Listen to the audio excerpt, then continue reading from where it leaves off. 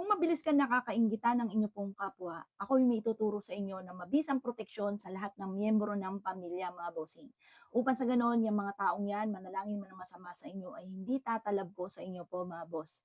Tuturuan ko po kayo ng mabisang pamamaraan. Gawin niyo po ito, mga bossing ko, ng umaga.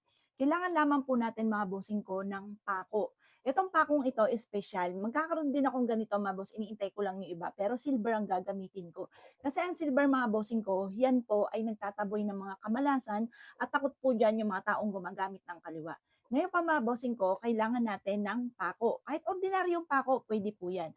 At pagkatapos, kailangan natin ng pulang panali. Tatalian po natin to at habang tinatali po natin to, sinasabi po natin na layuan na tayo ng mga tao na hindi maganda ang intention sa atin. At kung sino man yung mga tao na nagpaplano ng masama sa atin, at mga panalangin nila ng masama ay bumalik sa kanila. Sabihin niyo po hanggang sa next generation ng kanilang lahi ay sila po, mga bossing ko, yung panalangin ng masama ay babalik sa kanila. Ganun pa, mga bossing ko, habang kayo po ay gumagawa po nito, paulit-ulitin niyo po itong sabihin. Eto pa, mga bossing ko, ay meron akong ganito, kung nais niyo ako mismo mag-ano nito, mga bossing, ay sabihin niyo lamang po sa akin, mga boss. Pwede niyo po itong ilagay sa inyo pong wallet, basta i-wish niyo ang lahat na nais ninyo. At sabihin niyo 7 times hanggang sa next generation ay bumalik sa kanila kung ano man ang panalangin ng masama. Ngayon pa, mga bossing ko, mainam na meron kayong ganito. Isabit niyo po ito sa inyo pong main door.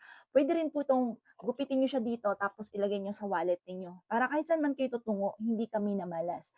Mainam na magawa niyo po ito at mag-focus ka.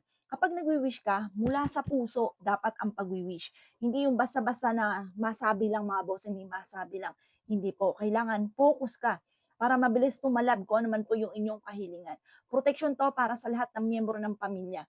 Simple mga pamamaraan, kahit simpleng pako lang, mga bossing ko, okay na po yun.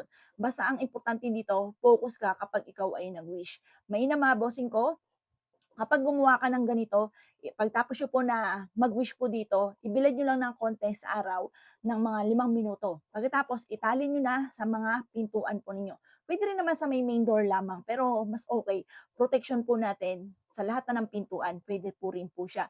Or kaya po sa inyong negosyo ay magganito ka rin. Kasi minsan, kaya tumutumal ang negosyo, may mga taong naiinggit po sa inyo na nalangin ng masama, tumatalab dahil wala kang proteksyon.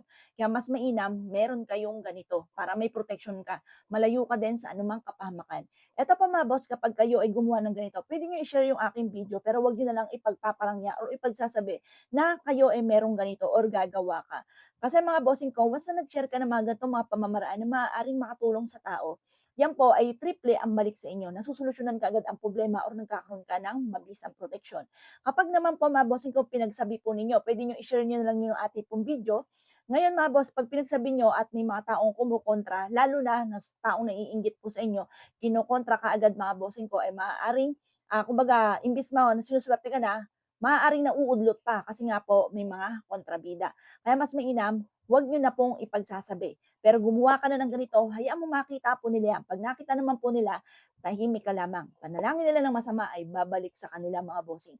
Yung mga taong naiinggit, kaya dapat meron kayong ganito kasi yung mga inggiterang yan, nananalangin ng masama yan para bumagsak ka. Kaya kailangan meron kang ganito para meron kang proteksyon. O paano, mga bossing? Good luck po sa inyo po lahat.